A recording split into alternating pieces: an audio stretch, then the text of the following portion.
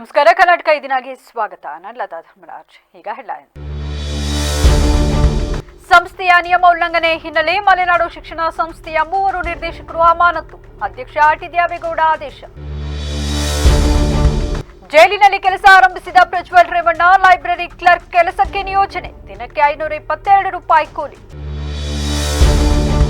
ದಸರಾ ಉದ್ಘಾಟನೆಗೆ ಬಾನು ಮುಷ್ತಾಕ್ ಆಹ್ವಾನ. ನ್ಯಾಯಾಲಯದ ಮೊರೆ ಹೋದ ಪ್ರತಾಪ್ ಸಿಂಹ. ಬಾನು ಮುಷ್ತಾಕ್ ವಿರುದ್ಧ ಹೈಕೋರ್ಟ್ನಲ್ಲಿ ಮಾಜಿ ಸಂಸದ ಅರ್ಜಿ ಸಲ್ಲಿಕೆ. ಕೆಲಸವಾಗದಿದ್ದರೆ ಸ್ಪಷ್ಟವಾಗಿ ತಿಳಿಸಿ, ಅಲೆದಾಡಿಸಬೇಡಿ. ಅಧಿಕಾರಿಗಳಿಗೆ ಸಚಿವ ಕೃಷ್ಣ ಬೈರೇಗೌಡ ಖಡಕ್ ಎಚ್ಚರಿಕೆ. ಸಾರ್ವಜನಿಕರ ಸಮಸ್ಯೆಗಳಿಗೆ ಸ್ಥಳದಲ್ಲಿಯೇ ಪರಿಹಾರ. ಪಿಎಂ ಆವಾಸ್ ಯೋಜನೆಯಲ್ಲಿ ಅಕ್ರಮ.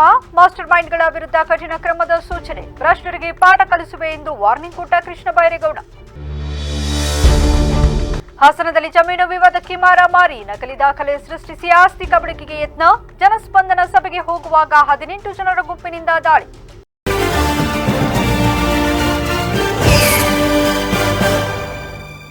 ನಗರದ ಮಲೆನಾಡು ತಾಂತ್ರಿಕ ಶಿಕ್ಷಣ ಸಮಿತಿಯ 3 ನಿರ್ದೇಶಕರು ಸಂಸ್ಥೆಯ ಕಾನೂನು ಉಲ್ಲಂಘಿಸಿರುವ ಬಗ್ಗೆ ಸದಸ್ಯರಿಂದ ದೂರುಗಳು ಬಂದ ಹಿನ್ನೆಲೆಯಲ್ಲಿ ನಿರ್ದೇಶಕರಾದ ಡಾ ಅರವಿಂದ್, ಎಸ್ಜಿ ಶ್ರೀಧರ್ ಹಾಗೂ ಜೆಆರ್ ಶ್ರೀನಿವಾಸ್ ಅವರನ್ನು ಅಮಾನತು ಮಾಡಲಾಗಿದೆ ಎಂದು ಸಂಘದ ಅಧ್ಯಕ್ಷರಾದ ಟಿ ದೇವೇಗೌಡರು ಪತ್ರಿಕಾಗೋಷ್ಠಿಯಲ್ಲಿ ತಿಳಿಸಿದ್ದಾರೆ.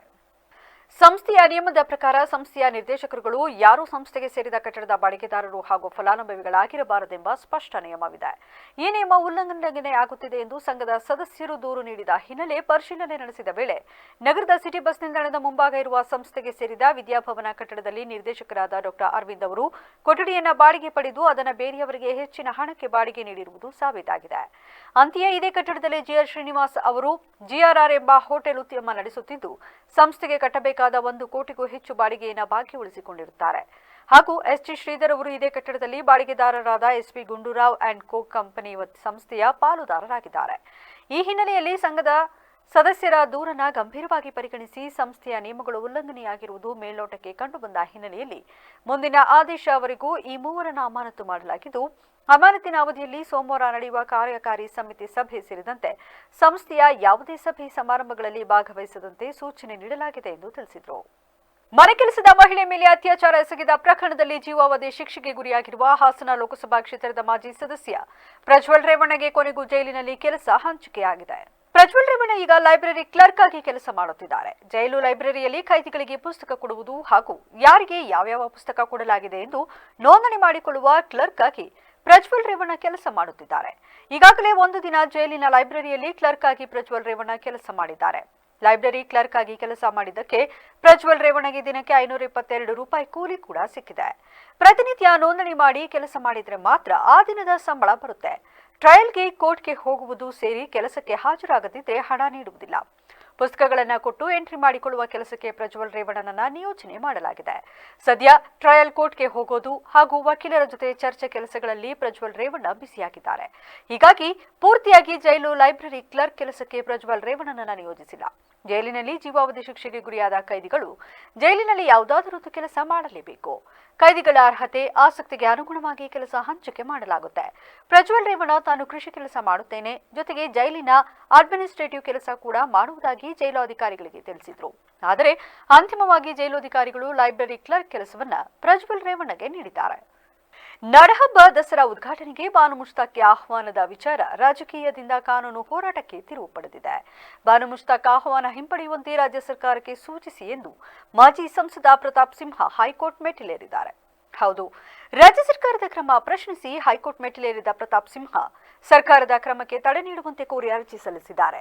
ದಸರಾ ಉದ್ಘಾಟನೆ ವೇಳೆ ಚಾಮುಂಡೇಶ್ವರಿ ಪ್ರತಿಮೆಗೆ ಪುಷ್ಪಾರ್ಚನೆ ಮಾಡಬೇಕು. ವೇದ ಮಂತ್ರ, ಧಾರ್ಮಿಕ ಆಚರಣೆಗಳೊಂದಿಗೆ ಉದ್ಘಾಟನೆಯ ಸಂಪ್ರದಾಯವಿದೆ. ಬಾನು ಮುಷ್ತಾಕ್ ಹಿಂದೂ ವಿರೋಧಿ, ಕನ್ನಡ ವಿರೋಧಿ ಭಾವನೆ ಹೊಂದಿದ್ದಾರೆ. ಈ ವಿಚಾರದಲ್ಲಿ ರಾಜ್ಯ ಸರ್ಕಾರ ಏಕಪಕ್ಷೀಯವಾಗಿ ಬಾನು ಮುಷ್ತಾಕ್ ಅವರ ಆಯ್ಕೆ ಮಾಡಿದೆ. ಮೈಸೂರಿನ ರಾಜಮನೆತನದವರು ಸರ್ಕಾರದ ನಡೆ ವಿರೋಧಿಸಿದ್ದಾರೆ. ಆದರೂ ಸರ್ಕಾರದ ನಿರ್ಧಾರದಿಂದ ಹಿಂದೂಗಳ ಭಾವನೆಗೆ ಘಾಸಿ ಉಂಟು ಮಾಡಿದ್ದಾರೆ. ಹೀಗಾಗಿ ಬಾನು ಮುಷ್ತಾಕ್ ಅವರಿಗೆ ನೀಡಿದ ಆಹ್ವಾನ ಹಿಂಪಡೆಯುವಂತೆ ನಿರ್ದೇಶಿಸಲು ಮನವಿ ಮಾಡಿದ್ದಾರೆ. ಈ ವಿಚಾರ ಇನ್ನಷ್ಟೇ ಹೈಕೋರ್ಟ್ ಅಲ್ಲಿ ವಿಚಾರಣೆಗೆ ಬರಬೇಕಿದೆ. ನಿಮಗೆ ಆಗದಿರುವ ಕೆಲಸ ಆಗುವುದಿಲ್ಲ ಎಂದು ಬರೆದುಕೊಡಿ. ಸುಮ್ಮನೆ ಜನರನ್ನ ಕಚೇರಿಗಳಿಗೆ ಅಲೆದಾಡಿಸಬೇಡಿ ಎಂದು ಅಧಿಕಾರಿಗಳಿಗೆ ಕಂದಾಯ ಹಾಗೂ ಜಿಲ್ಲಾ ಉಸ್ತುವಾರಿ ಸಚಿವ ಕೃಷ್ಣ ಬೈರೇಗೌಡ ಎಚ್ಚರಿಕೆ ನೀಡಿದರು. ನಗರದ ಜಿಲ್ಲಾಧಿಕಾರಿ ಕಚೇರಿ ಆವರಣದಲ್ಲಿ ಶನಿವಾರ ಹಮ್ಮಿಕೊಂಡಿದ್ದ ಸಾರ್ವಜನಿಕರ ಕುಂದುಕೊರತೆ ಅಹವಾಲು ಸ್ವೀಕಾರ ಜನಸ್ಪಂದನ ಕಾರ್ಯಕ್ರಮದಲ್ಲಿ ಮಾತನಾಡಿದ ಅವರು, ಕಳೆದ ಬಾರಿ ಜಿಲ್ಲಾ ಪಂಚಾಯಿತಿ ಸಭಾಂಗಣದಲ್ಲಿ ನಡೆದ ಸಾರ್ವಜನಿಕರ ಕುಂದುಕೊರತೆ ಅಹವಾಲು ಸಭೆಯಲ್ಲಿಯೂ ತಿಳಿಸಿದ್ದೇನೆ. ಕಂದಾಯ ಇಲಾಖೆಯ ವ್ಯಾಪ್ತಿಗೆ ಬರುವ ಖಾತೆ ಬದಲಾವಣೆ, ಸರ್ವೆ ಸೇರಿದಂತೆ ಇತರೆ ದೂರುಗಳಿಗೆ ಅಧಿಕಾರಿಗಳು ಸ್ಪಷ್ಟವಾದ ಉತ್ತರವನ್ನು ಅರ್ಜಿದಾರರಿಗೆ ನೀಡಬೇಕು. ಇದರಲ್ಲಿ ಮೀನಾಮೇಷ ಮಾಡಿದರೆ ಅವರು ಕಚೇರಿಯಲ್ಲಿ ಅಲಿಯುವುದು ತಪ್ಪುವುದಿಲ್ಲ. ಆಯಾ ತಾಲೂಕಿನ ಸರ್ವೇಯರ್ಗಳಿಗೆ ಕೆಲಸದ ಒತ್ತಡ ಇದ್ದರೆ ಮತ್ತೊಬ್ಬರಿಗೆ ವಹಿಸಬೇಕು. ಇಲ್ಲದಿದ್ದರೆ ಹಲವು ತಿಂಗಳುಗಳ ಕಾಲ ಅರ್ಜಿದಾರರು ಇದೊಂದು ಕೆಲಸಕ್ಕೆ ತಮ್ಮ ಎಲ್ಲಾ ಕೆಲಸವನ್ನ ಬಿಟ್ಟು ಅಲೆದಾಡಬೇಕಾಗುತ್ತದೆ. ನಿಮ್ಮ ವ್ಯಾಪ್ತಿಯಲ್ಲಿ ಹಾಗೂ ಕೆಲಸವನ್ನ ಮಾಡಿಕೊಡಿ, ಆಗಲಿಲ್ಲ ಎಂದಾದರೆ ಆಗುವುದಿಲ್ಲ ಎಂದು ಹೇಳಿಬಿಡಬೇಕು ಎಂದರು. ಈ ಸಂದರ್ಭದಲ್ಲಿ ಖಾತೆ ಬದಲಾವಣೆ, ರಸ್ತೆ ಸಮಸ್ಯೆ, ಪಿತ್ರಾರ್ಜಿತ ಆಸ್ತಿ ವರ್ಗಾವಣೆ, ಪಹಣಿ ತಿದ್ದುಪಡಿ, ಶಾಲೆಗೆ ಮೂಲಸೌಕರ್ಯ, ಅಂಗನವಾಡಿ ಸಮಸ್ಯೆ, ಗ್ರಾಮಗಳಲ್ಲಿನ ರಸ್ತೆ, ಚರಂಡಿ, ಕೆರೆ ಒತ್ತುವರಿಯಂತಹ ಸಮಸ್ಯೆಗಳನ್ನು ಹೊತ್ತು ಜನರು ಸುಮಾರು 600ಕ್ಕೂ ಹೆಚ್ಚು ಅಹವಾಲುಗಳನ್ನು ಸಲ್ಲಿಸಿದರು. ಇದರಲ್ಲಿ ಮಧ್ಯಾಹ್ನದ ವೇಳೆಗೆ ಸುಮಾರು 100ಕ್ಕೂ ಹೆಚ್ಚು ಅಹವಾಲುಗಳನ್ನು ಸಚಿವ ಕೃಷ್ಣ ಬೈರೇಗೌಡ ಸ್ಥಳದಲ್ಲಿಯೇ ಅಧಿಕಾರಿಗಳಿಗೆ ಸೂಚನೆ ನೀಡಿ ತಮ್ಮ ವ್ಯಾಪ್ತಿಯಲ್ಲಿ ಕ್ರಮ ಕೈಗೊಳ್ಳುವಂತೆ ಹಾಗೂ ಇಂತಿಷ್ಟು ಕಾಲಮಿತಿಯಲ್ಲಿ ಸಮಸ್ಯೆ ಬಗೆಹರಿಸುವಂತೆ ಕಟ್ಟುನಿಟ್ಟಿನ ಸೂಚನೆ ನೀಡಿದರು. ಅಂತ ಸ್ಪಷ್ಟವಾಗಿ ಅವರಿಗೆ ಉತ್ತರ ಕೊಡಬೇಕು. ಅವರು ಜನ ಕೇಳೋದೆಲ್ಲ ನಾವು ಮಾಡ್ಕೊಡಕ್ ಆಗೋದಿಲ್ಲ. ಆಮೇಲೆ ಇಲ್ಲಿ ಬರೋರು ಹೆಂಗಿರ್ತಾರೆ ಅಂದ್ರೆ ಅವ್ರದ್ದೇನೋ ಪರ್ಸನಲ್ ಡಿಸ್ಪ್ಯೂಟ್ ಇರ್ತವೆ, ನಮ್ಮ ಹತ್ರ ಬರ್ತಾರೆ, ಅದನ್ನ ಅವ್ರದ್ದು ಸೆಟಲ್ ಮಾಡ್ಕೊಳಕ್ಕೆ. ಅದಕ್ಕೆಲ್ಲ ನಾವು ಪಾರ್ಟಿ ಆಗಕ್ ಆಗೋದಿಲ್ಲ. ನಾನು ನೇರವಾಗಿ ಹೇಳ್ತೀನಿ, ಅವ್ರ ಮುಖಕ್ಕೂ ಹೇಳ್ತೇನೆ, ನಿಮ್ಗೆ ಎಲ್ಲಾರ ಮುಂದೆನೂ ಮೈಕಲ್ಲೂ ಹೇಳ್ತೇನೆ. ಅವ್ರು ಕೇಳೋದೆಲ್ಲ ಸರಿ ಇರುತ್ತೆ ಅಂತಾನು ನಾನು ಹೇಳಲಿಕ್ಕೆ ಆಗೋದಿಲ್ಲ. ಆದ್ರೆ ಸರಿ ಇರೋದನ್ನ ದಯವಿಟ್ಟು ಮಾಡ್ಕೊಡ್ಬೇಕು. ಇದು ಅಧಿಕಾರಿಗಳು ಇಷ್ಟೇ ನಾನು ನಿಮ್ಮಿಂದ ಕೇಳುವಂತದ್ದು. ಆಗೋ ಕೆಲಸ ದಯವಿಟ್ಟು ಮಾಡಿಕೊಡಿ. ಆವಾಗ ಮಾತ್ರ ಈ ನಾವು ಇವತ್ತು ಮಾಡ್ತಾ ಇರೋ ಪ್ರಯತ್ನಕ್ಕೆ ಒಂದು ನಿಜವಾಗಿ ಅರ್ಥ ಸಿಗುತ್ತೆ. ಅದನ್ನ ಮಾಡ್ತೀರಾ ಅನ್ನೋ ನಂಬಿಕೆ ನನಗಿದೆ. ಅದಕ್ಕಾಗಿ ನಿಮ್ಮ ಮೇಲೆ ನಂಬಿಕೆ ಇಟ್ಟು ನಾನು ಇವತ್ತು ಇದು ಜನಸ್ಪಂದನ ಕಾರ್ಯಕ್ರಮ ಮಾಡ್ತಾ ಇರೋದು. ಇಲ್ಲ ಅಂದಿದ್ರೆ, ನೀವು ಮಾಡೋದಿಲ್ಲ ಅಂದಿದ್ರೆ ನಾನು ಇದು ಕೈ ಹಾಕೋದಿಲ್ಲ. ಯಾಕಂದ್ರೆ ಕೈ ಹಾಕಿ ಕೈ ಸುಟ್ಕೊಳ್ಳೋದಕ್ಕಿಂತ ಕೈ ಹಾಕದೇ ಇರೋದು ಒಳ್ಳೇದು. ಬಟ್ ನೀವು ಇದನ್ನ ಫಾಲೋ ಅಪ್ ಮಾಡ್ತೀರಾ? DC ಅವರು ನನಗೆ ಅಶ್ಯೂರ್ ಮಾಡಿದ್ದಾರೆ. ಇಲ್ಲ ಸರ್, ಫಾಲೋ ಅಪ್ ಮಾಡ್ತೇವೆ, ಪ್ರತಿಯೊಂದು ಇಶ್ಯೂನು ಅಡ್ರೆಸ್ ಮಾಡ್ತೇವೆ ಅಂತ ಅಶ್ಯೂರ್ ಮಾಡಿದ್ದಾರೆ. ಅವರು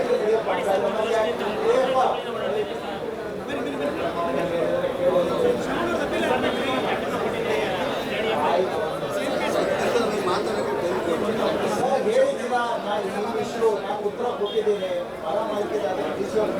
ನನ್ನ ಮಾತನ್ನು ಗೊತ್ತಾಗಿಲ್ಲ.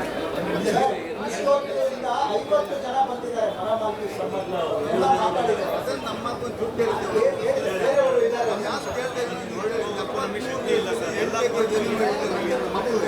ನಮ್ಮ ಅಪ್ಪ ಸತ್ತೋರು,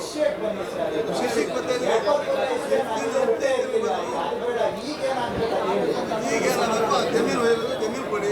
ಕೋರ್ಟಿಂದ ಬಂದಿದ್ದಲ್ಲ, ಕೋರ್ಟ್ ಆರ್ಡರ್ ಆಗಿರೋದು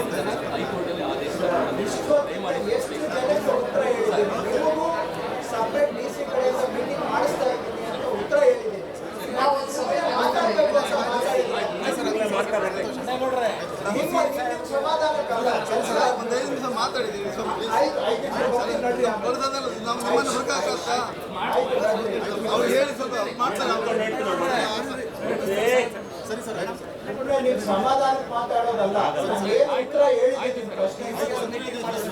ಈ ಸಂದರ್ಭದಲ್ಲಿ ಶಾಸಕ ಸಿಎನ್ ಬಾಲಕೃಷ್ಣ, ಸಿಮೆಂಟ್ ಮಂಜು, ಜಿಲ್ಲಾಧಿಕಾರಿ KS ಲತಾಕುಮಾರಿ, ಜಿಲ್ಲಾ ಪಂಚಾಯಿತಿ CEO BR ಪೂರ್ಣಿಮಾ, ಜಿಲ್ಲಾ ಪೊಲೀಸ್ ವರಿಷ್ಠಾಧಿಕಾರಿ ಮೊಹಮ್ಮದ್ ಸುಜಿತಾ, DCF ಸೌರಭ್ ಕುಮಾರ್ ಸೇರಿದಂತೆ ಉಪವಿಭಾಗಾಧಿಕಾರಿ, ಎಲ್ಲ ತಾಲೂಕಿನ ತಹಶೀಲ್ದಾರ್ ಹಾಗೂ ಇಲಾಖೆಗಳ ಮುಖ್ಯ ಅಧಿಕಾರಿಗಳು ಹಾಜರಿದ್ದರು. ರಾಜೀವ್ ಗಾಂಧಿ ವಸತಿ ನಿಗಮದ ಅಡಿಯಲ್ಲಿ ಪ್ರಧಾನಮಂತ್ರಿ ಆವಾಸ್ ಯೋಜನೆ ಮೂಲಕ ಮನೆ ಮಂಜೂರಾತಿಯಲ್ಲಿ ಅಕ್ರಮ ಎಸಗಿರುವವರು ಯಾರೇ ಆಗಲಿ ಅವರ ವಿರುದ್ಧ ಕ್ರಮ, ಜೊತೆಗೆ ಶಿಕ್ಷೆಯೂ ಆಗಲಿದೆ ಎಂದು ಕಂದಾಯ ಸಚಿವ ಕೃಷ್ಣ ಬೈರೇಗೌಡ ಎಚ್ಚರಿಕೆ ನೀಡಿದರು. ನಗರದಲ್ಲಿಂದು ಸುದ್ದಿಗಾರರೊಂದಿಗೆ ಮಾತನಾಡಿದ ಅವರು, ಸದರಿ ಯೋಜನೆಯಡಿ ಯಾರದೋ ಹೆಸರಿನಲ್ಲಿ ಮಂಜೂರಾಗಿರುವ ಮನೆಗಳ ಹಣವನ್ನು ಬೇರೆಯವರ ಹೆಸರಿಗೆ ವರ್ಗಾಯಿಸಿ ದುರ್ಬಳಕೆ ಮಾಡಲಾಗಿದೆ. ಇದೊಂದು ರೀತಿಯಲ್ಲಿ ದರೋಡೆ. ಮನೆ ಕಟ್ಟಿದ್ದೀರಾ ಇಲ್ವಾ ಎಂದು ನೋಡಿಲ್ಲ, ಫಲಾನುಭವಿ ಅಲ್ಲದವರ ಅಕೌಂಟ್ಗೆ ಹಣ ಹಾಕಿ ಪಡೆದುಕೊಂಡಿದ್ದಾರೆ. ಜಿಲ್ಲಾ ನೋಡೆಲ್ ಅಧಿಕಾರಿ ರಾಜೇಶ್ ಎಂಬಾತ ಹಗರಣದಲ್ಲಿ ಮಾಸ್ಟರ್ ಮೈಂಡ್ ಎಂಬುದು ಮೇಲ್ನೋಟಕ್ಕೆ ಅನಿಸಿದೆ. ಸಕಲೇಶ್ಪುರ ನಂತರ ಅರಸೀಕೆರೆಯ ಒಂದು ಗ್ರಾಮ ಪಂಚಾಯತ್ನಲ್ಲಿ ಅಕ್ರಮ ಬೆಳಕಿಗೆ ಬಂದಿದ್ದು, ಈ ಸಂಬಂಧ ಅಲ್ಲಿಯ PDO ಅಮಾನತು ಕೇಸ್ ಹಾಕಲು ಹೇಳಿದ್ದೇನೆ. ಅಮಾನತು ಮಾಡಿ ತನಿಖೆ ಮಾಡುವಂತೆಯೂ ಹೇಳಿದ್ದೇನೆ. ಇದರ ಸೂತ್ರಧಾರ ತಲೆಮರೆಸಿಕೊಂಡಿದ್ದು ಆತನ ಮೇಲೂ FIR ಆಗಿದೆ. ಆತ ಎಲ್ಲೇ ಇದ್ದರೂ ಹುಡುಕಿ ಕೂಡಲೇ ಬಂಧಿಸುವಂತೆ SP ಅವರಿಗೆ ಸೂಚಿಸಿದ್ದೇನೆ.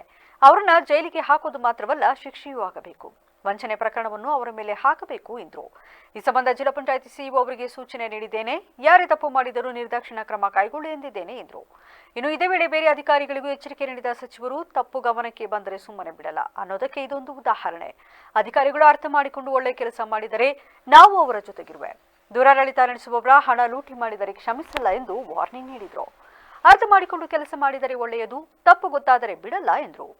ರಾಜೀವ್ ಗಾಂಧಿ ವಸತಿ ನಿಗಮದ ಅಡಿಯಲ್ಲಿ ಬರ್ತಕ್ಕಂತಹ ಕೆಲವು ವಸತಿ ಯೋಜನೆಗಳಲ್ಲಿ ಯಾರ್ದೋ ಹೆಸರಿನಲ್ಲಿ ಮಂಜೂರಾಗಿರ್ತಕ್ಕಂತಹ ಮನೆ ಹಣವನ್ನು ಬೇರೆ ಅವರ ಹೆಸರಿಗೆ ವರ್ಗಾವಣೆ ಮಾಡಿದ್ದಾರೆ. ಸೊ ಇದು ಔಟ್ರೈಟ್ ದುಡ್ಡು ದರೋಡೆ ಮಾಡುವಂಥ ಸ್ಕೀಮ್ ಇದು ಅವರು ಮನೆ ಕಟ್ಟಿದಾರ ಇಲ್ಲವಾ ಏನು ನೋಡದೆ ಸುಮ್ಮನೆ ಯಾರ್ದೋ ಫಲಾನುಭವಿ ಆದರೆ ಯಾರ ಅಕೌಂಟ್ಗೋ ದುಡ್ಡು ಹಾಕಿ ದುಡ್ಡು ಎತ್ಕೊಂಡಿದ್ದಾರೆ. ಇದು ನನ್ನ ಗಮನಕ್ಕೆ ಬಂದು ಈಗಾಗಲೇ 10-12 ದಿನ ಆಗಿದೆ. ನಾನು CEO ಅವ್ರಿಗೆ ಸೂಚನೆ ಕೊಟ್ಟಿದ್ದೇನೆ, ನಿರ್ದಾಕ್ಷಿಣ್ಯವಾಗಿ ಯಾರೇ ತಪ್ಪು ಮಾಡಿದರೂ ಕೂಡ ಕ್ರಮ ಆಗಬೇಕು ಅಂತೇಳಿ. ಈಗ ಸದ್ಯಕ್ಕೆ ಇದಕ್ಕೆ ಅವರು ರಾಜೇಶ್ ಅನ್ನೋರು ಏನೋ ಅವರು ಇದನ್ನೆಲ್ಲ ಸ್ವಲ್ಪ ಮಾಸ್ಟರ್ ಮೈಂಡು ಅಂತ ಕಾಣ್ತಾ ಇದೆ ಮೇಲ್ನೋಟಕ್ಕೆ. ಯಾಕಂದರೆ ತನಿಖೆ ಆಗೋದಕ್ಕೆ ಮೊದಲು ನಾವು ಆ ಥರ ದುಡುಕಿ ಮಾತು ಸ್ಟೇಟ್ಮೆಂಟ್ ಕೊಡಬಾರ್ದು. ತನಿಖೆ ಮುಖ್ಯ. ಆದರೆ ಮೇಲ್ನೋಟಕ್ಕೆ ಆ ರೀತಿ ಕಾಣ್ತಾ ಇದೆ. ಅವರು ಇದನ್ನು ಈ ಥರ ಮಾಡ್ಬೋದು ಅನ್ನೋದನ್ನು ಒಂದು ಮಾರ್ಗ ಹುಡುಕೊಂಡು ಬೇರೆ ಬೇರೆ ಕಡೆ ಸಕಲೇಶ್ಪುರದಲ್ಲಿ ಮತ್ತು ಅರಸೀಕೆರೆಯಲ್ಲಿ ಒಂದು ಗ್ರಾಮ ಪಂಚಾಯಿತಿಯಲ್ಲಿ ಆಗಿರೋದು ಕಣ್ಣಿಗೆ ಬಂದಿದೆ. ಅಲ್ಲಿ ಯಾರು PDO ಇದನ್ನು ಮಾಡಿದ್ರು ಕೂಡಲೇ ಅವ್ರನ್ನ ಸಸ್ಪೆಂಡು ಮಾಡಿದ್ದೇವೆ ಮತ್ತು ಅವ್ರ ಮೇಲೆ ಕೇಸ್ ಹಾಕಲಿಕ್ಕೂ ಕೂಡ ನಾನು ಹೇಳಿದ್ದೇನೆ. ಯಾಕಂದರೆ ಹಣ ದುರುಪಯೋಗ ಇನ್ವಾಲ್ವ್ ಆಗಿರೋದ್ರಿಂದ ಇದು ಬರೀ ಜಮೀನು ವಿವಾದಕ್ಕೆ ಸಂಬಂಧಿಸಿದಂತೆ 2 ಕುಟುಂಬಗಳ ನಡುವೆ ನಡೆದ ಗಲಾಟೆಯಲ್ಲಿ ಮಾರಕಾಸ್ತ್ರಗಳಿಂದ ದಾಳಿ ನಡೆಸಿದ ಪರಿಣಾಮ 5 ಗಾಯಗೊಂಡಿರುವ ಘಟನೆ ಹಾಸನ ಜಿಲ್ಲೆ ಅರ್ಕಲಗೂಡು ತಾಲೂಕಿನ ವಡ್ಡರಹಳ್ಳಿ ಗ್ರಾಮದಲ್ಲಿ ನಡೆದಿದೆ. ಘಟನೆಯಲ್ಲಿ ಗಂಭೀರವಾಗಿ ಗಾಯಗೊಂಡಿರುವವರ ಪೈಕಿ ರಾಜಶೇಖರ್ ಎಂಬುವರ ಸ್ಥಿತಿ ಚಿಂತಾಜನಕವಾಗಿದೆ. ವಡ್ಡರಹಳ್ಳಿ ಗ್ರಾಮದ ವಿಠಲ, ನಿಂಗರಾಜಮ್ಮ, ರಾಜಶೇಖರ್ ಸೇರಿದಂತೆ 5 ಮೇಲೆ ಈ ಮಾರಣಾಂತಿಕ ಹಲ್ಲೆ ನಡೆದಿದೆ. ದಾಳಿಕೋರರು ಡ್ರ್ಯಾಗನ್, ಲಾಂಗ್ ಮತ್ತು ದೊಣ್ಣೆಗಳನ್ನು ಬಳಸಿ ಮನಬಂದಂತೆ ಹಲ್ಲೆ ನಡೆಸಿದ್ದಾರೆ ಎಂದು ಆರೋಪಿಸಲಾಗಿದೆ. ನಿಂಗರಾಜಮ್ಮ ಅವರಿಗೆ ಸೇರಿದ 3 ಎಕರೆ 19 ಗುಂಟೆ ಜಮೀನಿನ ವಿವಾದವೇ ಈ ಘಟನೆಗೆ ಕಾರಣವಾಗಿದೆ.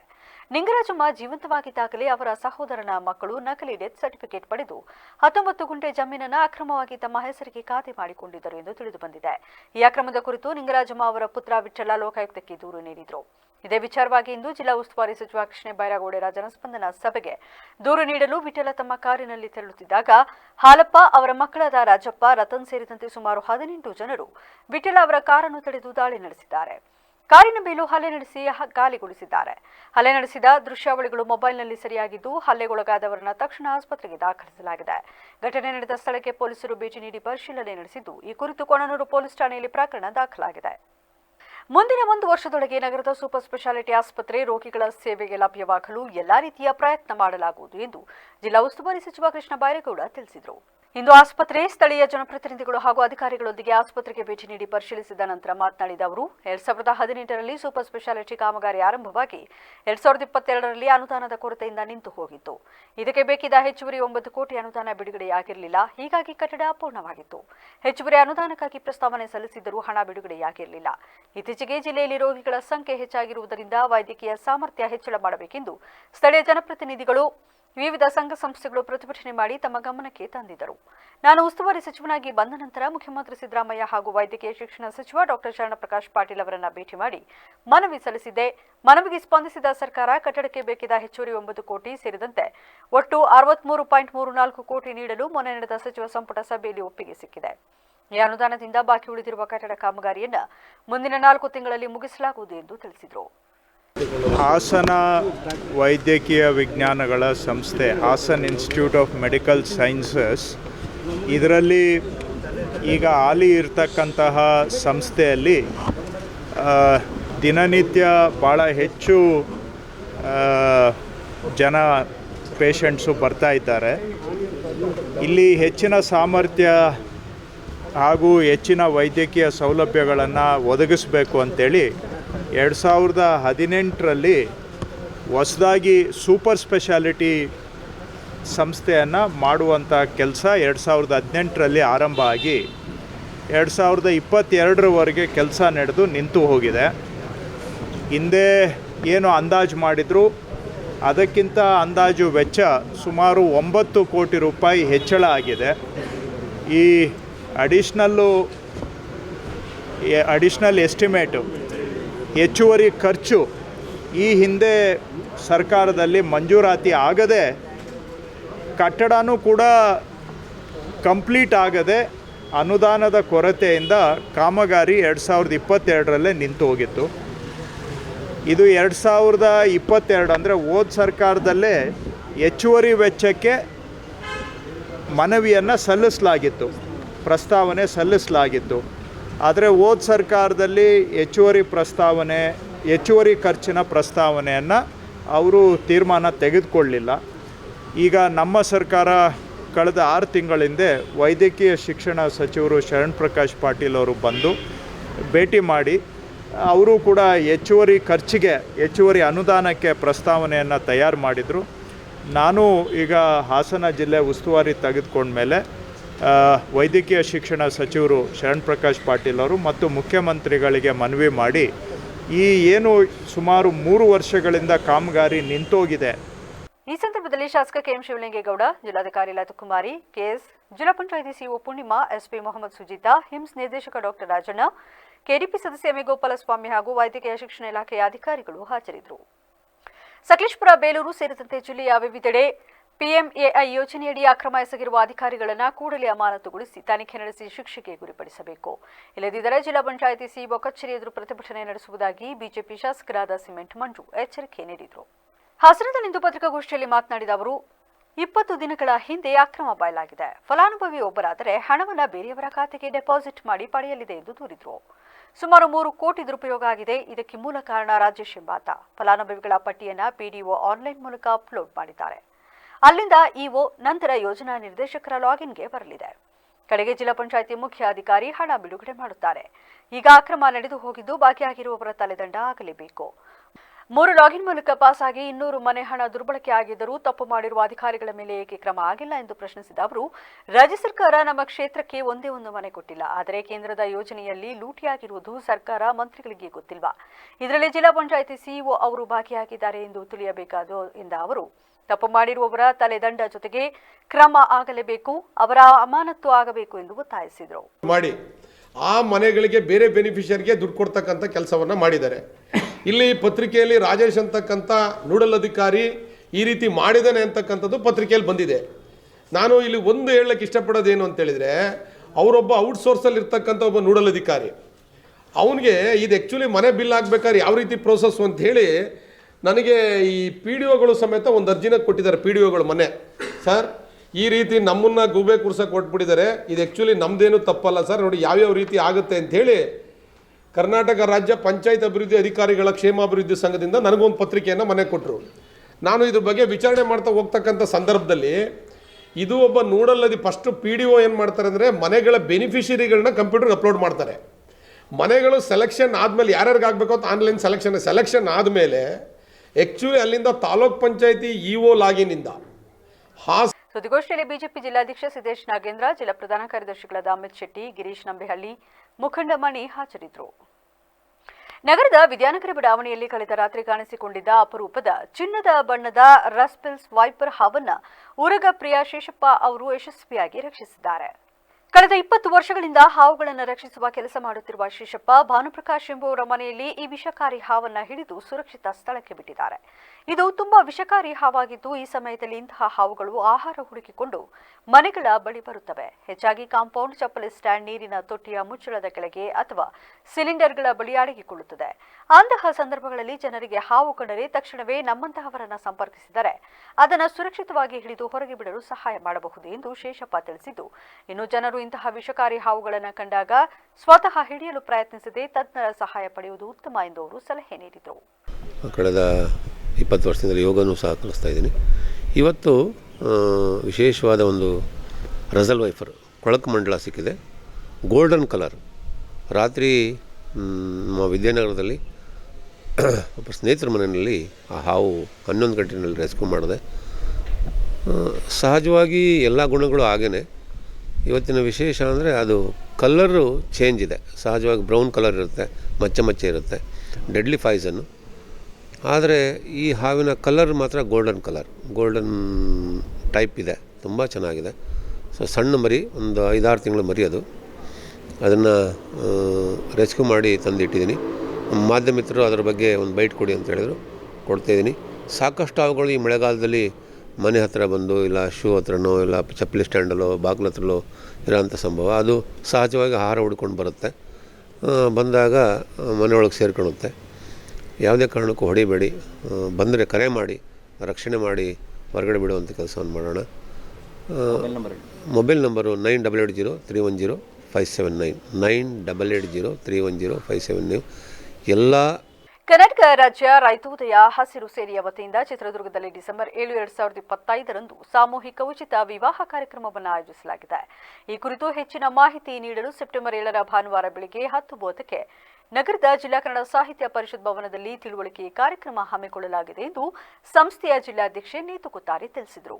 ಹಾಸನದಲ್ಲಿ ಶುಕ್ರವಾರ ಪತ್ರಿಕಾಗೋಷ್ಠಿಯಲ್ಲಿ ಮಾತನಾಡಿದ ಅವರು, ಈ ಉಚಿತ ಸಾಮೂಹಿಕ ವಿವಾಹವು ಶೃಂಗೇರಿ ಶ್ರೀಮಠದ ಜಗದ್ಗುರು ಶ್ರೀ ಶಂಕರಾಚಾರ್ಯ ವಿಧುಶೇಖರ ಭಾರತಿ ಮಹಾಸನ್ನಿಧಾನದವರ ಸಾನ್ನಿಧ್ಯದಲ್ಲಿ ನಡೆಯಲಿದೆ. ಬಡ ಕುಟುಂಬದವರಿಗೆ ಹಾಗೂ ರೈತರಿಗೆ ಹೆಣ್ಣು ಮಕ್ಕಳು ಸಿಗುತ್ತಿಲ್ಲ ಎಂಬ ಸಮಸ್ಯೆಗೆ ಪರಿಹಾರ ನೀಡುವ ಉದ್ದೇಶದಿಂದ ಈ ಕಾರ್ಯಕ್ರಮವನ್ನು ಆಯೋಜಿಸಲಾಗಿದೆ. ಈ ಉಚಿತ ಮದುವೆಯಲ್ಲಿ ಜೋಡಿಗಳಿಗೆ ತಾಳಿ, ಪಾತ್ರೆ, ವಸ್ತ್ರಗಳು ಮತ್ತು ಬಟ್ಟೆಗಳನ್ನು ನೀಡಲಾಗುವುದು. ಜೊತೆಗೆ ಚಿಕ್ಕ ಸಂಸಾರ ನಡೆಸಲು ನೆರವಾಗುವಂತೆ 5 ಲಕ್ಷ ರೂಪಾಯಿ ವೆಚ್ಚದಲ್ಲಿ ಮನೆ ನಿರ್ಮಾಣ ಮಾಡಿಕೊಡಲು ಸರ್ಕಾರಕ್ಕೆ ಮನವಿ ಸಲ್ಲಿಸಲಾಗುವುದು ಎಂದು ಮಾಹಿತಿ ನೀಡಿದರು. 10:30ಕ್ಕೆ ಕನ್ನಡ ಸಾಹಿತ್ಯ ಪರಿಷತ್ತಲ್ಲಿ ನಾವುಗಳು ಇದ್ರದ ಒಂದು ಎಲ್ಲರಿಗೂ ಇದ್ರ ಬಗ್ಗೆ ಒಂದು ತಿಳುವಳಿಕೆ ಆಗಲಿ, ಇದಕ್ಕೆ ನೀವೆಲ್ಲರೂ ಪ್ರೆಸ್ ರಿಪೋರ್ಟರು ಆಮೇಲೆ ಪತ್ರಕರ್ತರು ಎಲ್ಲರೂ ಇದಕ್ಕೆ ನಮಗೆ ಸಹಕರಿಸಬೇಕಾಗಿ ಕೇಳ್ಕೊತೀನಿ. ಯಾರೇ ಬಡವರು ಈಗ ಆಲ್ಮೋಸ್ಟ್ ರೈತ ಮಕ್ಕಳಿಗಾಗಲಿ ಯಾರಿಗೇ ಆಗಲಿ ಅಷ್ಟು ಹೆಣ್ಣುಗಳು ಸಿಗ್ತಾ ಇಲ್ಲ.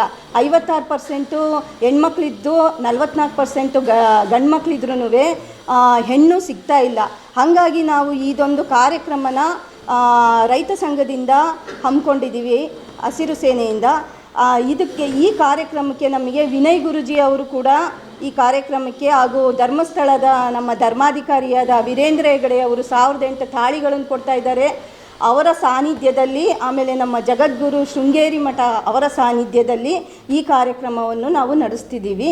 ಹಾಗಾಗಿ ನಿಮ್ಮೆಲ್ಲರೂ ನಮಗೆ ಪ್ರೆಸ್ ರಿಪೋರ್ಟರ್ ಅವ್ರದ್ದು ಆಮೇಲೆ ಪತ್ರಕರ್ತ ಅವ್ರದ್ದು ಈ ಮದುವೆಗೆ ತುಂಬ ಸಹಕಾರ ಬೇಕಾಗಿದೆ. ಈ ಸಂದರ್ಭದಲ್ಲಿ ಕರ್ನಾಟಕ ರಾಜ್ಯ ರೈತೋದಯ ಹಸಿರು ಸೇನೆಯ ಪದಾಧಿಕಾರಿಗಳಾದ ಶೋಭಾ ಮಹೇಶ್, ರಾಧಾ ವೆಂಕಟೇಶ್, ಪಂಕಜ ಮತ್ತು ಶಾಲಿನಿ ಉಪಸ್ಥಿತರಿದ್ದರು.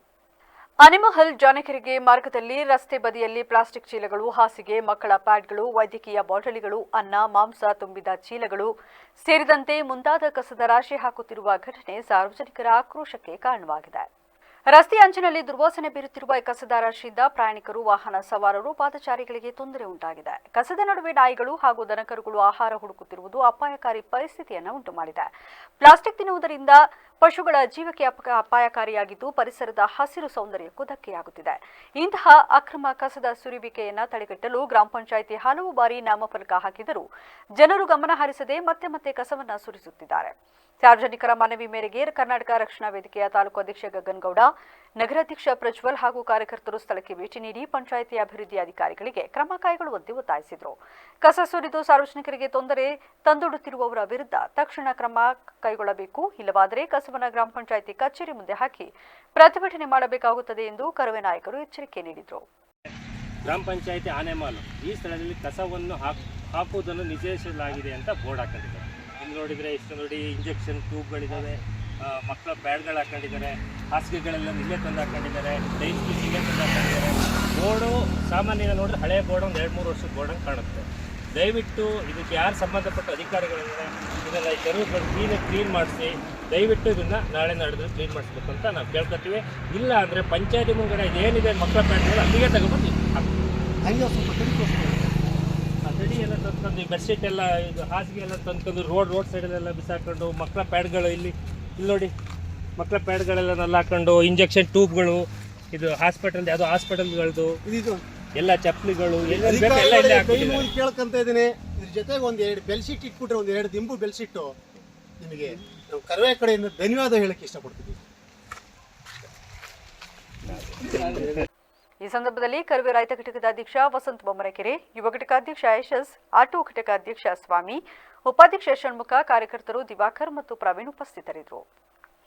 ಸಕಲೇಶಪುರ ತಾಲೂಕಿನ ಸುಬ್ರಹ್ಮಣ್ಯ ಸಕಲೇಶಪುರ ರಾಜ್ಯ ಹೆದ್ದಾರಿಯಲ್ಲಿ ನಿರಂತರ ಮಳೆಯಿಂದಾಗಿ ರಸ್ತೆ ಹಾಳಾಗಿ ದೊಡ್ಡ ದೊಡ್ಡ ಗುಂಡಿಗಳನ್ನು ಕರವೇ ರೈತ ಘಟಕದ ಕಾರ್ಯಕರ್ತರು ಮುಚ್ಚಿ ವಿಶಿಷ್ಟ ರೀತಿಯಲ್ಲಿ ಪ್ರತಿಭಟನೆ ನಡೆಸಿದರು. ಈ ಭಾಗದಲ್ಲಿ ನೂರಾರು ವಾಹನ ಸವಾರರು ದಿನನಿತ್ಯ ತೊಂದರೆ ಅನುಭವಿಸುತ್ತಿರುವ ಹಿನ್ನೆಲೆಯಲ್ಲಿ ಕರವೇ ಕಾರ್ಯಕರ್ತರು ರಸ್ತೆಯಲ್ಲಿದ್ದ ಗುಂಡಿಗಳನ್ನು ಸ್ವಯಂ ಪ್ರೇರಿತವಾಗಿ ಮುಚ್ಚಿದರು. ಸಕಲೇಶಪುರ ಭಾಗದಲ್ಲಿ ಕಳೆದ 4 ತಿಂಗಳಿನಿಂದ ನಿರಂತರ ಮಳೆಯಿಂದಾಗಿ ರಸ್ತೆ ಸಂಪೂರ್ಣ ಹಾನಿಗೊಳಗಾಗಿದೆ. ಕೂಡಲೇ ಸೂಕ್ತ ಅನುದಾನ ನೀಡಿ ರಸ್ತೆ ದುರಸ್ತಿ ಕೈಗೊಳ್ಳಬೇಕೆಂದು ಕರವೇ ಕಾರ್ಯಕರ್ತರು ಸರ್ಕಾರವನ್ನು ಒತ್ತಾಯಿಸಿದರು.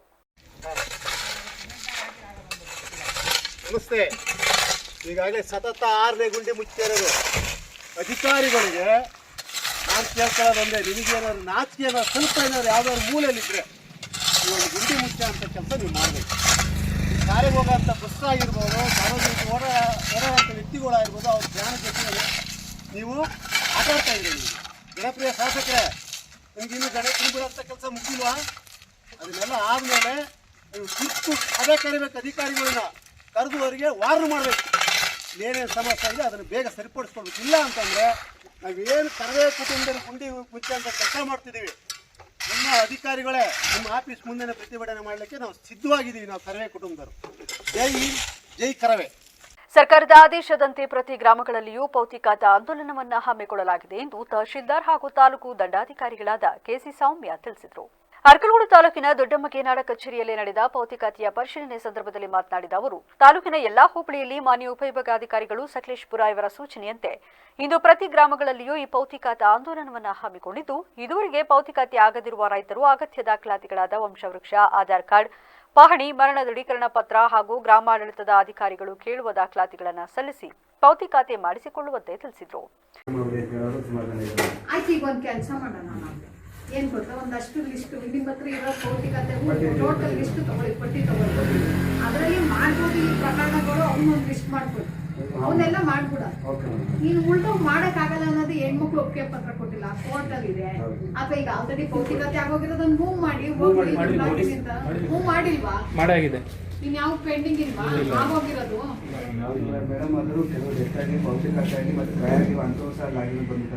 ಅವನ್ನ ಅದ್ರಲ್ಲಿ ಲಿಸ್ಟ್ ಔಟ್ ಮಾಡಿ. ಈಗ ಮಾಡಿ ಮಾಡಿ ಮಾಡಿ ಅಂತ ಪ್ರೆಷರ್ ಇಲ್ಲ ಜಾಸ್ತಿ ಆಗ್ತಾನೆ ಹೋಗುತ್ತೆ. ಇವಾಗ ಇಲ್ಲಿಗೆ ಮುಗಿಯಲ್ಲ ಇದು.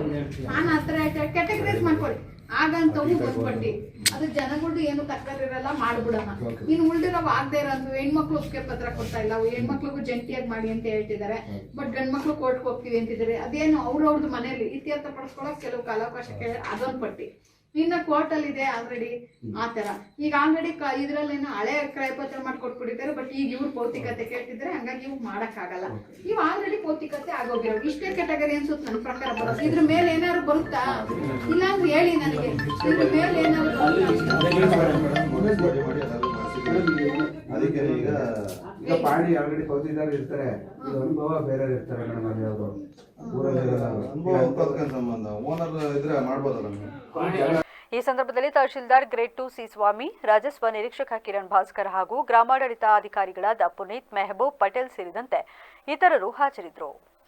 ಅರಕಲಗೂಡು ತಾಲೂಕಿನಲ್ಲಿ ಆರಂಭಗೊಂಡಿರುವ 18 ಮಕ್ಕಳ ಮನೆಯಲ್ಲಿ 700 ಮಕ್ಕಳು ದಾಖಲಾಗಿದ್ದು, ಅವಸಾನದ ಅಂಚಿನಲ್ಲಿನ ಸರ್ಕಾರಿ ಶಾಲೆಗಳ ಉತ್ತೇಜನಕ್ಕೆ ಪ್ರೇರಣೆಯಾಗಿದೆ ಎಂದು ಶಾಸಕ ಎ ಮಂಜು ತಿಳಿಸಿದರು. ಶುಕ್ರವಾರ ಪಟ್ಟಣದ ಶಿಕ್ಷಕರ ಭವನದ ಆವರಣದಲ್ಲಿ ನಡೆದ ಶಿಕ್ಷಕರ ದಿನಾಚರಣೆ ಕಾರ್ಯಕ್ರಮವನ್ನು ಉದ್ಘಾಟಿಸಿ ಮಾತನಾಡಿದ ಅವರು, ಪ್ರಸ್ತುತ ಅತ್ಯುನ್ನತ ಶಿಕ್ಷಣ, ಉದ್ಯೋಗ ಪಡೆಯಬೇಕಾದರೆ ಆಂಗ್ಲ ಮಾಧ್ಯಮ ಶಿಕ್ಷಣ ಬೇಕಿದೆ. ನಮ್ಮ ಸರ್ಕಾರಿ ಶಾಲೆಗಳ ಪ್ರಾಥಮಿಕ ಶಿಕ್ಷಣದಲ್ಲಿ ಇಂಗ್ಲಿಷ್ ಬೋಧನೆ ವಿರಳವಾಗಿದೆ. ಇದನ್ನು ಮನಗಂಡು ಇಡೀ ರಾಜ್ಯಕ್ಕೆ ಮಾದರಿ ಮತ್ತು ಮೊದಲು ನನ್ನ ಕ್ಷೇತ್ರದಲ್ಲಿ 18 ಮಕ್ಕಳ ಮನೆಯ LKG, UKG ಶಿಕ್ಷಣವನ್ನು ಸರ್ಕಾರಿ ಶಾಲೆಗಳಲ್ಲಿ ಆರಂಭಿಸಲಾಗಿದೆ. ಇಷ್ಟು ದೊಡ್ಡ ಸಂಖ್ಯೆಯ ಮಕ್ಕಳು 1 ವರ್ಷದ ಅವಧಿಯಲ್ಲಿ ದಾಖಲಾಗಿ ಪ್ರಯೋಜನ ಪಡೆಯುತ್ತಿದ್ದಾರೆ. ಸುಮಾರು 1.5 ಕೋಟಿ ರೂಪಾಯಿ ಹಣ ಮಕ್ಕಳ ಪೋಷಕರಿಗೆ ಉಳಿದಿದೆ. ಪ್ರತಿ ವರ್ಷವೂ ಮಕ್ಕಳ ಮನೆ ಶಾಲೆ ವಿಸ್ತರಣೆಯಾಗಲಿದೆ ಎಂದು ಹೇಳಿದರು. ಸರ್ಕಾರದ ಒಂದು ನಿಯಮ, ಬಹುಶಃ ಇದು 5ನೇ ತಾರೀಕೆ ಮಾಡಬೇಕು ಅಂತ ಹೇಳಿದವರು ಯಾರು ಅಂದ್ರೆ ಸರ್ವಪಲ್ಲಿ ರಾಧಾಕೃಷ್ಣನ್. ಅವರ ಜನ್ಮದಿನವನ್ನ ಆಚರಣೆ ಮಾಡ್ಕೊಳ್ಳೋದನ್ನ ಬಿಟ್ಟು ಶಿಕ್ಷಕರ ದಿನಾಚರಣೆಯನ್ನ ಮಾಡಿ ಅಂತ ಹೇಳಿ ಘೋಷಣೆಯನ್ನ ಮಾಡಿದಂತ, ನಿಜವಾದಂತ ಶಿಕ್ಷಕರಿಗೆ ಬಗ್ಗೆ ಅಪಾರವಾದಂತ ಗೌರವ ಹೊಂದಿದ್ದಂತ ಒಬ್ಬ ಮೈಸೂರು ವಿಶ್ವವಿದ್ಯಾನಿಲಯದ ಉಪಕುಲಪತಿಗಳಾಗಿ ಈ ರಾಷ್ಟ್ರದ ಎಲ್ಲರಿಗಿಂತ ಒಂದು ಹೆಚ್ಚು ಅನ್ನೋ ಒಂದು ಟೀಚರ್ಸ್ಗೆ ಗೌರವ ತಂದುಕೊಟ್ಟಂತ ನಮ್ಮ ರಾಷ್ಟ್ರಪತಿಗಳು, ಅವರಿಗೆ ನಾವು ಇವತ್ತು ಅವ್ರನ್ನ ಸ್ಮರಿಸ್ಕೊಳ್ಬೇಕಾಗ್ತದೆ. ಇವತ್ತು ಈ ಸಮಾಜ ನಾನು ಸೇರಿ ಬದಲಾವಣೆ. ಕಾರ್ಯಕ್ರಮದಲ್ಲಿ ತಹಶೀಲ್ದಾರ್ ಸೌಮ್ಯ, ಪಟ್ಟಣ ಪಂಚಾಯಿತಿ ಅಧ್ಯಕ್ಷ ಪ್ರದೀಪ್ ಕುಮಾರ್, ಚಿಂತಾಮಣಿ ಸರ್ಕಾರಿ ಮಹಿಳಾ ಪ್ರಥಮ ದರ್ಜೆ ಕಾಲೇಜಿನ ಸಹಾಯಕ ಪ್ರಾಧ್ಯಾಪಕ ಶಂಕರಪ್ಪ, ಬಿಇಒ ನಾರಾಯಣ, ಮುಖಂಡರಾದ ಚೌಡೇಗೌಡ, ನರಸೇಗೌಡ ಸೇರಿದಂತೆ ಇತರರು ಹಾಜರಿದ್ದರು. ಬೇಲೂರು ಪಟ್ಟಣದ ಅಂಬೇಡ್ಕರ್ ವೃತ್ತದಲ್ಲಿರುವ ಚಿಕ್ಕಮ್ಮ ದೊಡ್ಡಮ್ಮ ದೇಗುಲದಲ್ಲಿ ಮಧ್ಯರಾತ್ರಿ ಸಮಯದಲ್ಲಿ ಹುಂಡಿ ಕಳ್ಳತನ ನಡೆದಿದೆ. ಇತ್ತೀಚೆಗೆ ನಡೆದ ಜಾತ್ರಾ ಮಹೋತ್ಸವದಲ್ಲಿ ಭಕ್ತರಿಂದ ಭರ್ತಿಯಾಗಿದ್ದ ಹುಂಡಿಯನ್ನ ಕಳ್ಳರು ಬಾಗಿಲಿನ ಚಿಲಕ ಮುರಿದು ಕದ್ದೊಯ್ದಿದ್ದಾರೆ. ಹೌದು, ಕಳ್ಳರು ಹುಂಡಿಯಲ್ಲಿದ್ದ ಹಣವನ್ನು ದೋಚಿ ಹರೀಶ್ ಟ್ಯುಟೋರಿಯಲ್ ಹಿಂಭಾಗದಲ್ಲಿ ಹುಂಡಿಯನ್ನ ಬಿಸಾಡಿ ಪರಾರಿಯಾಗಿರುವುದು ಬೆಳಕಿಗೆ ಬಂದಿದೆ. ಇದೇ ವೇಳೆ ಪಕ್ಕದಲ್ಲೇ ಇರುವ ವಿನಯ್ ಅವರ ಸಿಮೆಂಟ್ ಅಂಗಡಿಗೆ ನುಗ್ಗಲು ಯತ್ನಿಸಿರುವುದು ಸಿಸಿಟಿವಿಯಲ್ಲಿ ಸೆರೆಯಾಗಿದ್ದು, ಕಳ್ಳತನದಲ್ಲಿ ವಿಫಲರಾಗಿದ್ದಾರೆ. ಈ ದೃಶ್ಯ ಕಂಡ ಅಂಗಡಿ ಮಾಲೀಕರು ಆತಂಕಗೊಂಡಿದ್ದಾರೆ. ಇನ್ನು ಪಟ್ಟಣದಲ್ಲಿ ಇತ್ತೀಚೆಗೆ ಕಳ್ಳತನ ಪ್ರಕರಣಗಳು ಹೆಚ್ಚಾಗಿರುವ ಹಿನ್ನೆಲೆಯಲ್ಲಿ ತಕ್ಷಣವೇ ಪೊಲೀಸರು ಕಳ್ಳರನ್ನ ಪತ್ತೆ ಹಚ್ಚಿ ಕ್ರಮ ಕೈಗೊಳ್ಳಬೇಕೆಂದು ಸ್ಥಳೀಯ ನಿವಾಸಿ ಗಂಗಾಧರ್ ಒತ್ತಾಯಿಸಿದ್ದಾರೆ.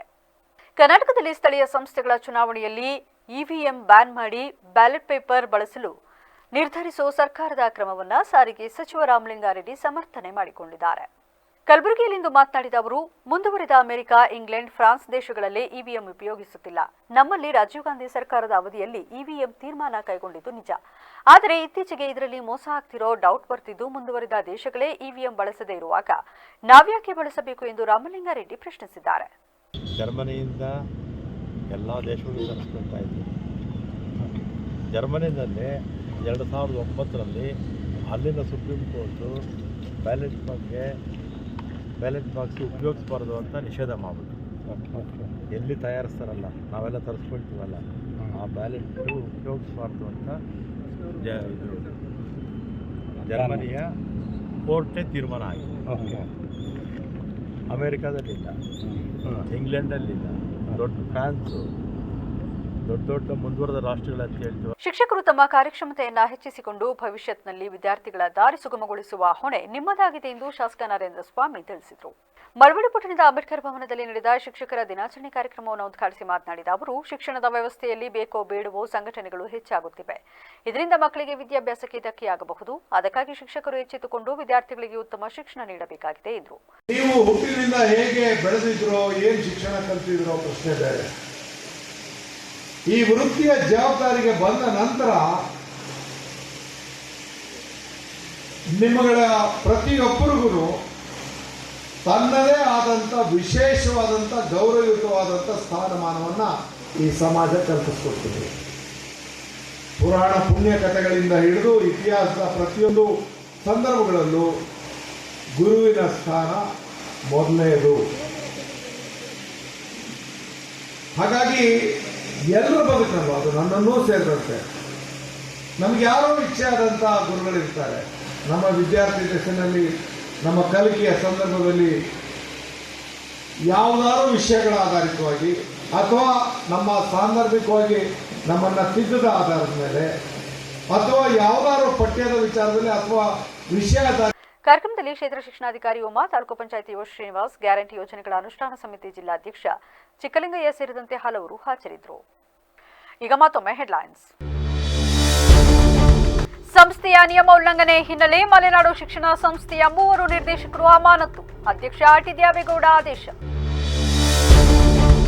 ಜೈಲಿನಲ್ಲಿ ಕೆಲಸ ಆರಂಭಿಸಿದ ಪ್ರಜ್ವಲ್ ರೇವಣ್ಣ, ಲೈಬ್ರರಿ ಕ್ಲರ್ಕ್ ಕೆಲಸಕ್ಕೆ ನಿಯೋಜನೆ. ದಿನಕ್ಕೆ 522 ರೂಪಾಯಿ ಕೂಲಿ.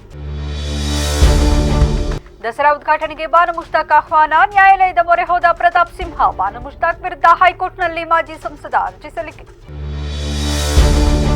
ಕೆಲಸವಾಗದಿದ್ದರೆ ಸ್ಪಷ್ಟವಾಗಿ ತಿಳಿಸಿ, ಅಲೆದಾಡಿಸಬೇಡಿ. ಅಧಿಕಾರಿಗಳಿಗೆ ಸಚಿವ ಕೃಷ್ಣ ಬೈರೇಗೌಡ ಖಡಕ್ ಎಚ್ಚರಿಕೆ. ಸಾರ್ವಜನಿಕರ ಸಮಸ್ಯೆಗಳಿಗೆ ಸ್ಥಳದಲ್ಲಿಯೇ ಪರಿಹಾರ. ಪಿಎಂ ಆವಾಸ್ ಯೋಜನೆಯಲ್ಲಿ ಅಕ್ರಮ, ಮಾಸ್ಟರ್ ಮೈಂಡ್ಗಳ ವಿರುದ್ಧ ಕಠಿಣ ಕ್ರಮದ ಸೂಚನೆ. ಭ್ರಷ್ಟರಿಗೆ ಪಾಠ ಕಲಿಸುವೆ ಎಂದು ವಾರ್ನಿಂಗ್ ಕೊಟ್ಟ ಕೃಷ್ಣ ಬೈರೇಗೌಡ. ಹಾಸನದಲ್ಲಿ ಜಮೀನು ವಿವಾದಕ್ಕೆ ಮಾರಾಮಾರಿ. ನಕಲಿ ದಾಖಲೆ ಸೃಷ್ಟಿಸಿ ಆಸ್ತಿ ಕಬಳಿಕೆಗೆ ಯತ್ನ. ಜನಸ್ಪಂದನ ಸಭೆಗೆ ಹೋಗುವಾಗ 18 ಜನರ ಗುಂಪಿನಿಂದ ದಾಳಿ. ಇದಾಗಿತ್ತು ಇಲ್ಲಿವರೆಗಿನ ನ್ಯೂಸ್ ಅಪ್ಡೇಟ್ಸ್. ನಿರಂತರ ಸುದ್ದಿಗಾಗಿ ನೋಡ್ತಾ ಇರಿ ವಿವಿಸಿ ನ್ಯೂಸ್. ಇದು ಜನರ ಧ್ವನಿ, ಸತ್ಯದ ಕಡೆ ನಮ್ಮ ನಡೆ.